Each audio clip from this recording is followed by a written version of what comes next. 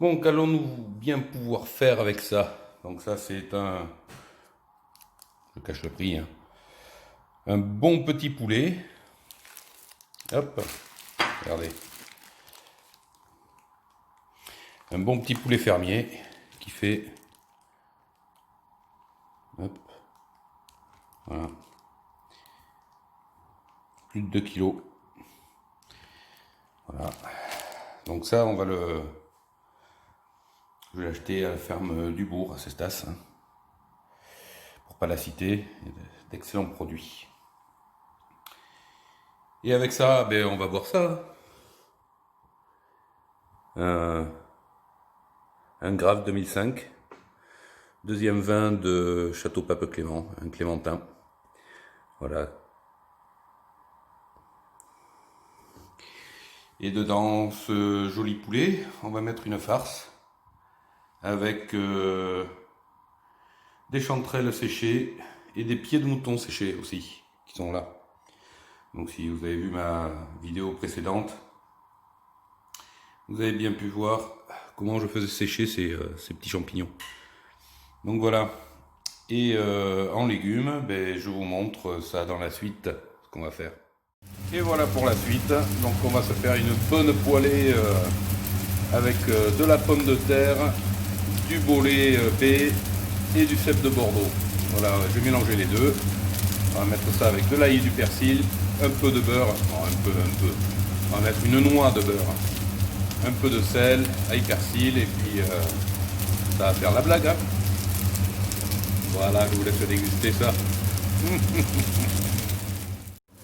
Bon, nous sommes dimanche 20 décembre et on va commencer à fêter Noël, hein. Voilà, alors, avec modération, puisqu'il paraît qu'il faut le dire. Mais ouais, enfin bon, c'est vous qui voyez.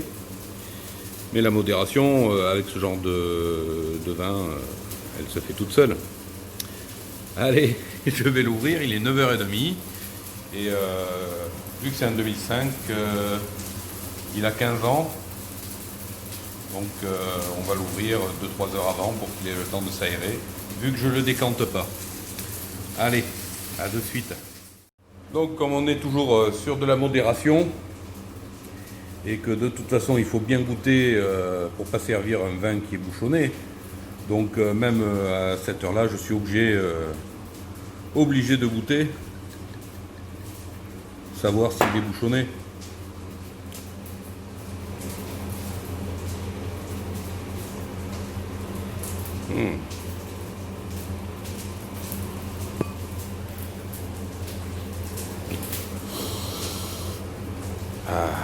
Ça sent bon, hein, en tout cas. Rien que le nez me semble fabuleux. Regardez-moi cette couleur rubis là. Oh. Oh.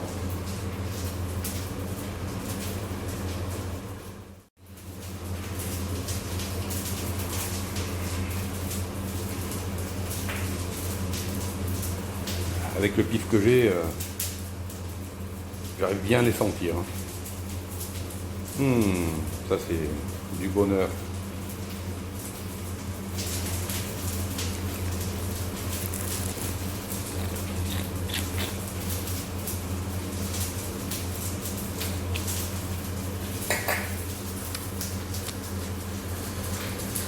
Je sais pas.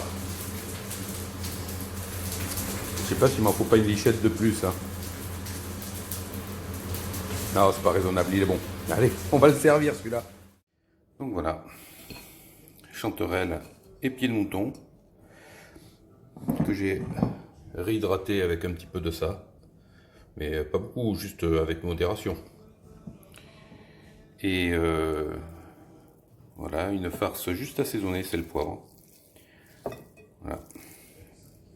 Donc un peu de gras. Et après, donc c'est ça.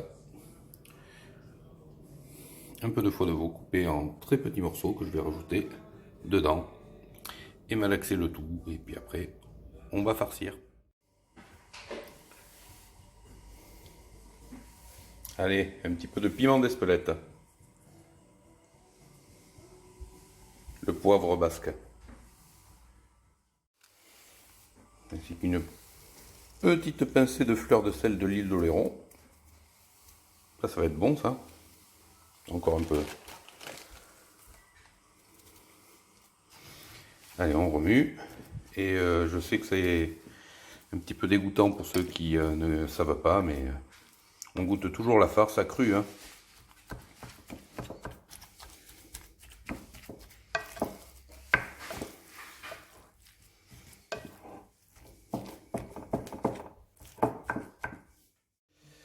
Allez, l'étape cruciale.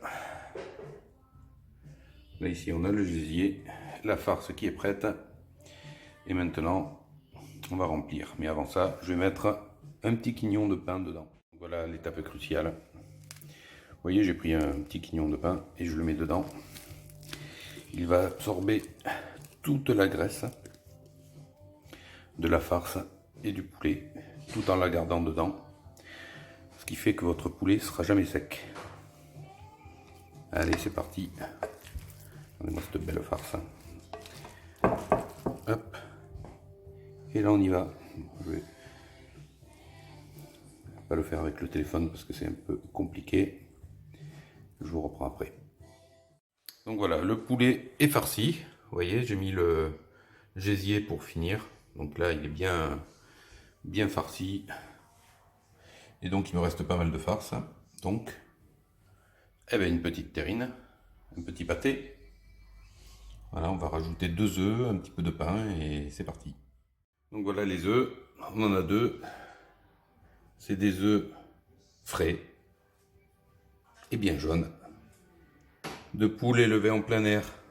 On ne prend plus que ça. Donc choisissez des poules élevées en plein air pour avoir des œufs bien jaunes et bien bons. Et puis pour la qualité de l'animal, c'est mieux. Et voilà ce beau poulet du dimanche qui est prêt à être enfourné avec une noisette de beurre sur le dessus pour bien le tremper et l'arroser pendant la cuisson. Voilà.